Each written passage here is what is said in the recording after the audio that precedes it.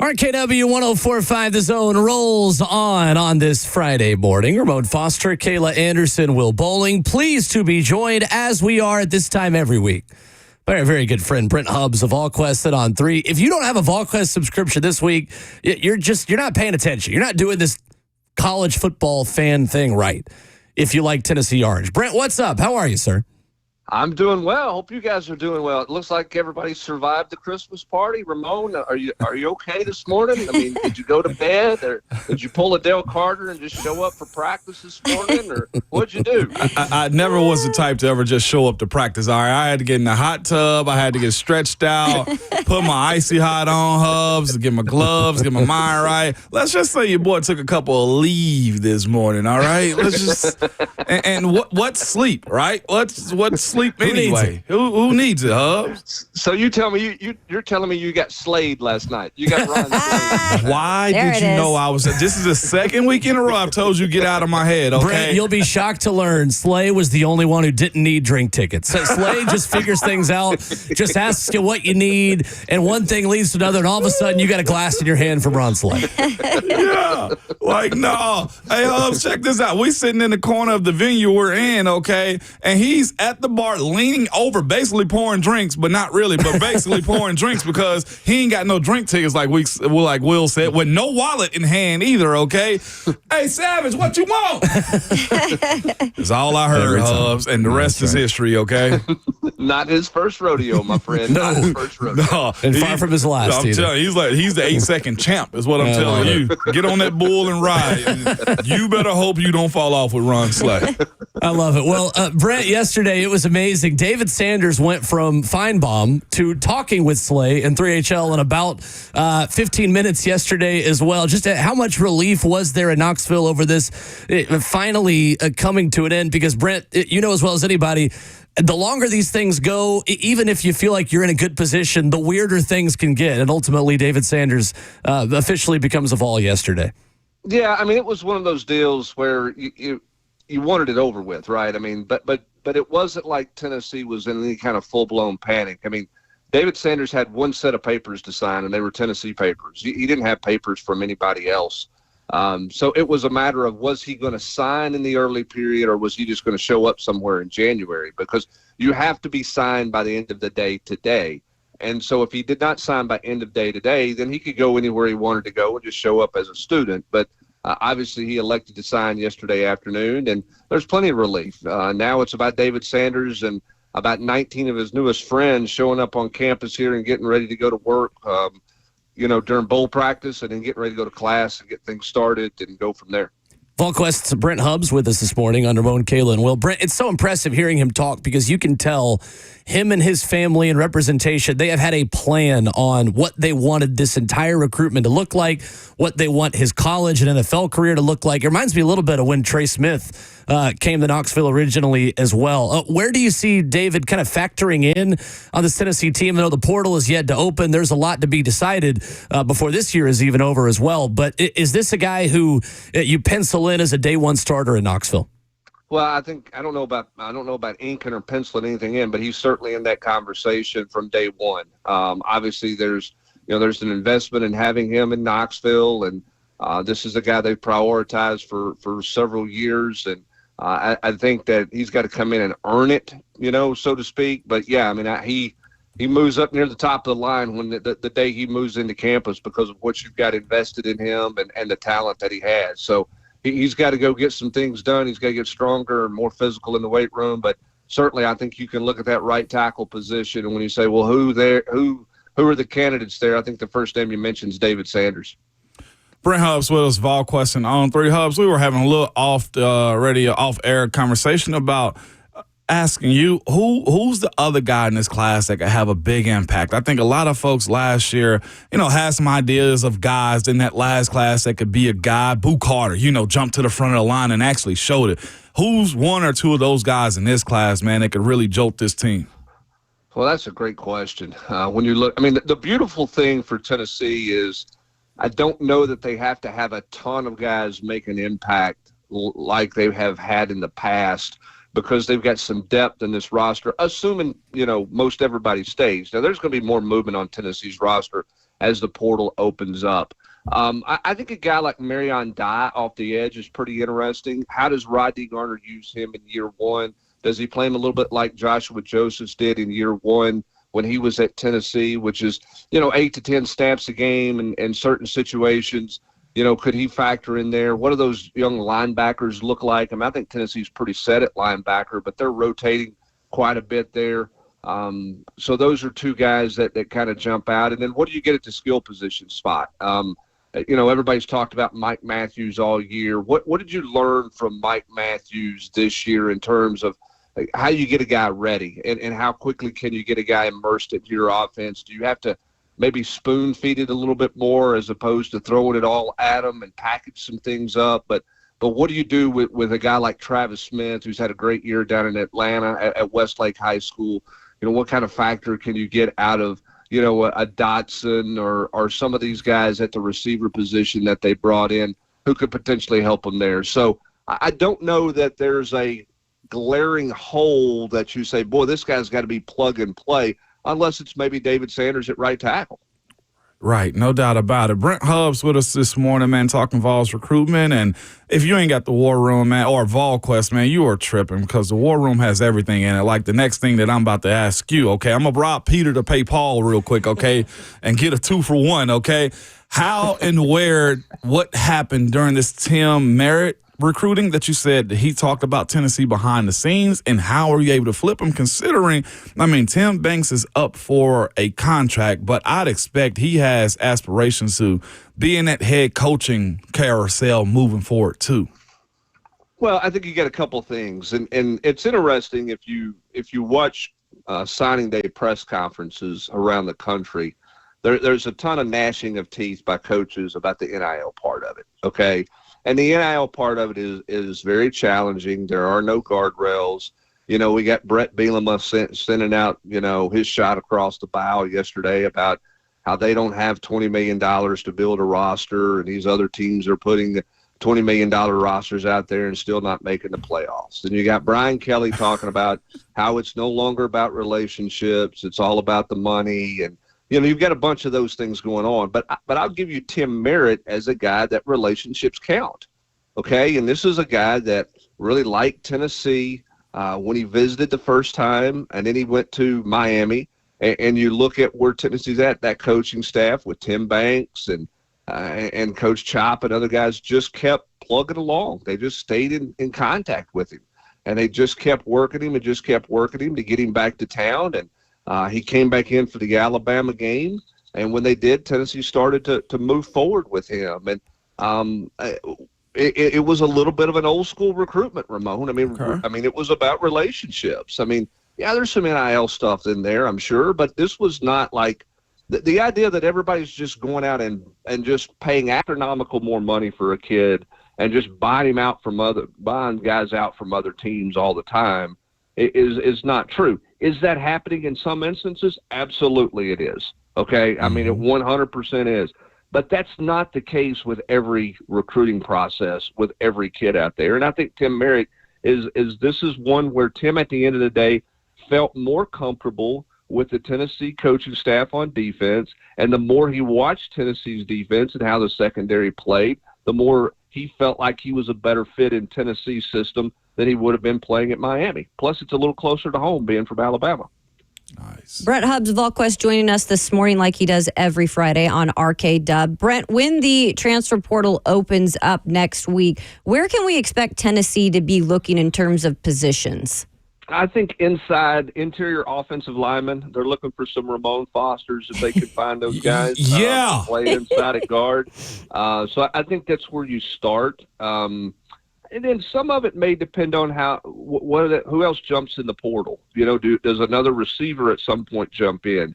If that's the case, then I think you're going to look at a receiver. When you look at expected portal entries on Monday when it becomes official, based on everybody who's tweeted out, hey, I'm heading into the portal, the transfer portal at the receiver position is going to be really deep. There are a lot of receivers going into the portal. A bunch of guys that are going into the portal. So we'll see if Tennessee elects to do anything there. I think, Caleb, the other position that you're always looking at is defensive linemen.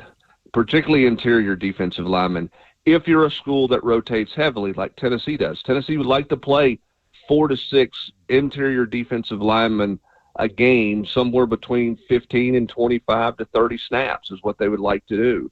And so I think you're always looking, if there's a grown man who's got a couple years in a college weight room and a couple years of eligibility left that you can get your hands on and get him to your campus and get him, then you're going to take him.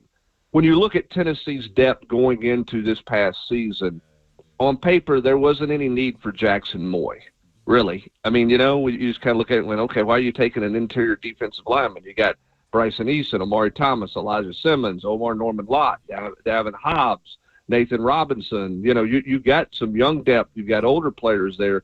But Jackson Moy is a guy that you felt like was too good to pass up on because you're rotating so heavily at that position. So I think you're always going to be in the market for a potential interior defensive lineman every year, and that's the case this year as well. Absolutely. Brent Hubbs joined us this morning on RK Dub. Brent, this is the first time that we're going to have a 12-team playoff, and I'm curious as to, preparing for that as a head coach, as Josh Heupel. Obviously, we've got to wait to see exactly how things lay out, but Tennessee's going to be in the playoff.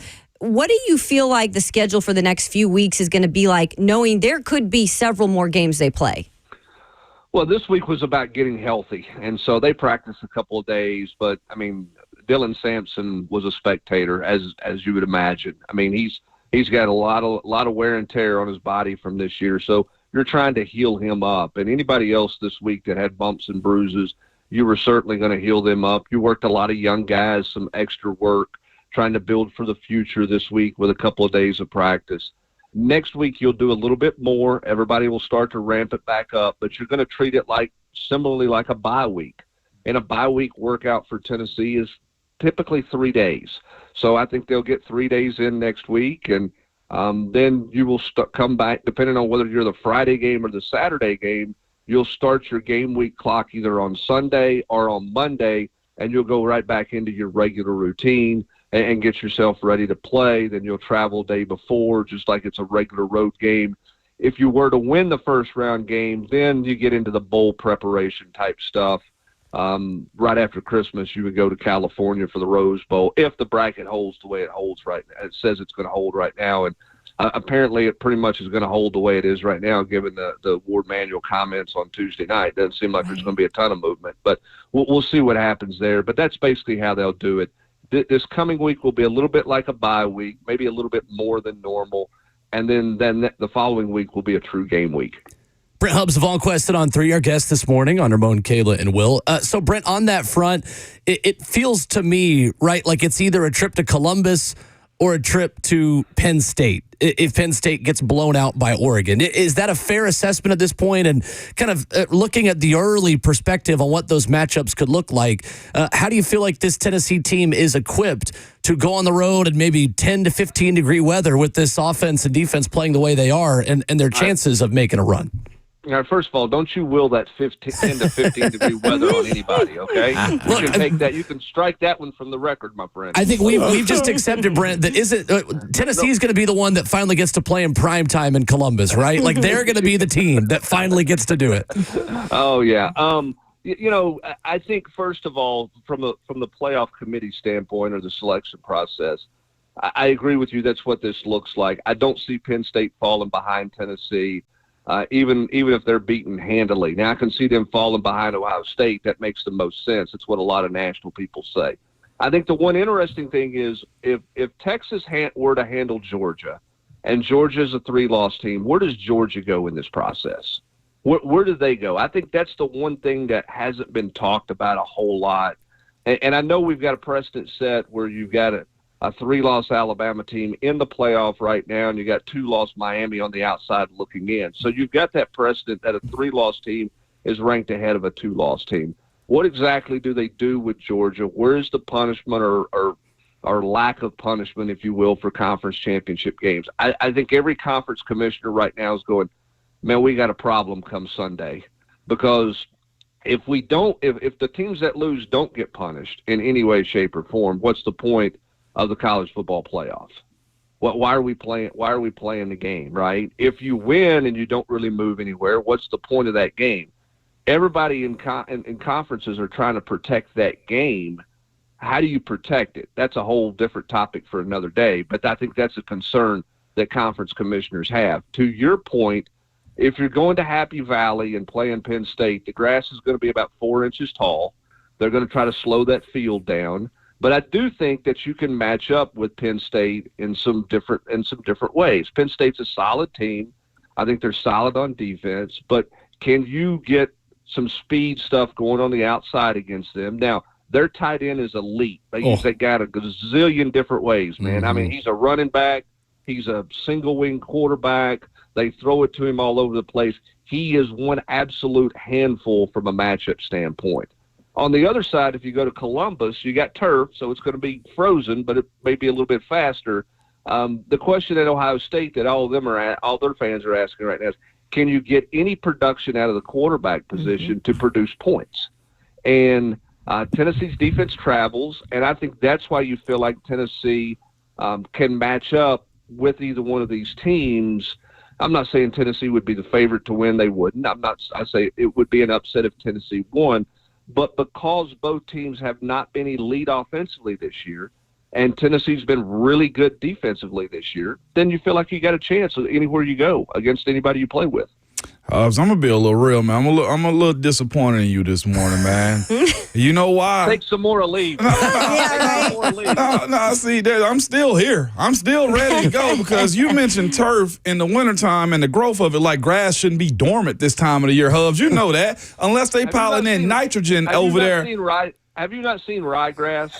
Well, yeah, you're right. Ryegrass, you're right. Brent's a pro but at this. it's so thin and Just fine. ask me a gardening question. Yes. Don't ask me about agriculture. You're right. Stay in your lane. That's right. I was.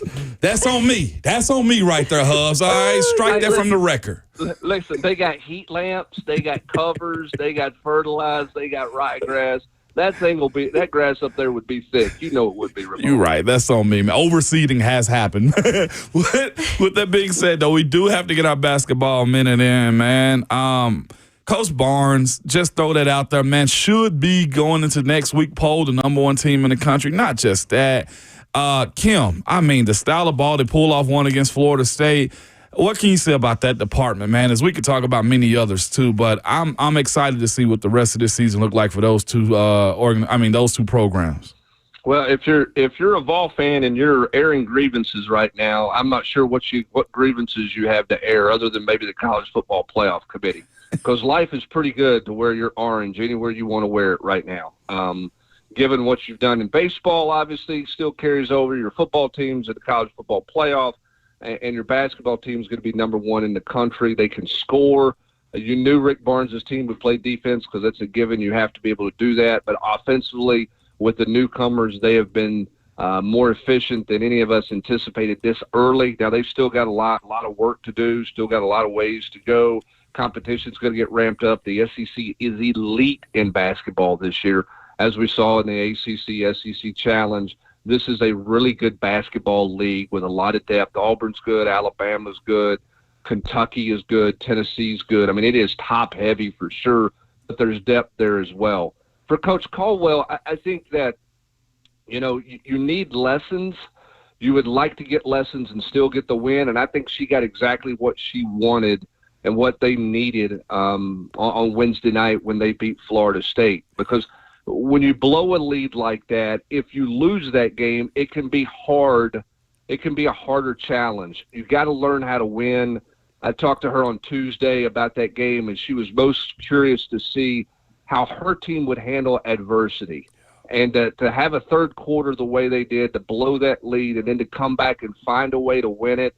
They never let Florida State get more than a possession ahead of them. They answered every time and then got to stop at the end. There's a million things for them to learn coming out of that, but I think one of the biggest things you learn is that, hey, this works. We just got to be able to finish better, but we figured out a way to win. And I think learning how to win, Ramon, is important, and I think that was a big step for them on Wednesday night. Big tip of the cap to our friends at VolQuest. Brent, congrats on another outstanding signing day, signing period. You guys crushed it as always. And congrats on just surviving the silly season and making it through, even though it never really ends, does it, these days in college athletics. Brent Hubbs. It doesn't. Brent Hubbs, our guest this morning. Brent, we appreciate you, sir. Thank you. All right. Thanks, guys. Stay Appreciate hydrated. it. Thanks, Brent. Yes, sir. Brent Hubbs of VolQuest on 3, brought to you by Ascend Federal Credit Union, your financial partner for every stage of life.